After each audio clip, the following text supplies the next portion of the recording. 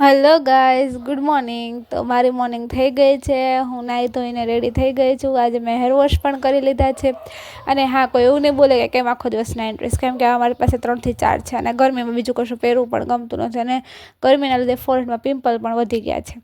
And પછી હું આજે નાસ્તો બનાવતી હતી ને એમાં મેં આજે સંભારો બનાવ્યા. તેમાં પહેલાં 1 ચમચી તેલ, પછી થોડુંક રાઈ જીરું અને થોડાક મરચાં જે કટ કરેલા હતા એ એડ કરી દીધા, હળદર અને ધાણા જીરું પાવડર અને મીઠું. બસ સંભારો રેડી છે.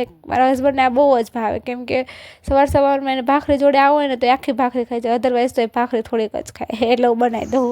પછી અમે નાસ્તો કરવા બેસી ગયા હતા. ભાખરી, કોફી એન્ડ સંભારો. પછી મારા સાસુમાં ઘી ગરમ કરતા હતા તો થોડીક વાર મેં પણ એમાં એમની હેલ્પ કરી દીધી હતી.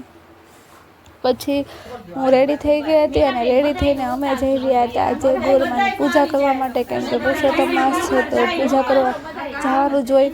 તો આજે તો એમાં પણ એકાદશી હતી, તો આજે તો અમારા શેરીના લોકોએ, મતલબ અમારી શેરીની જે બાયું છે એ લોકોએ આ જે દીવા પ્રગટાવ્યા હતા બધા લોકોએ ભેગા મળીને. અને આજે એકાદશીનું કંઈક વધારે જ મહિમા હોય છે. પછી હું ઘરે આવી ગઈ હતી ને તમે જોઈ શકો છો હું મિરરમાં બસ કપડાં ચેન્જ કર્યા હતા તો બસ મિરરમાં જ જોતી હતી ક્યારે. બસ આજનો દિવસ કંઈક આવો હતો. Thank you so much.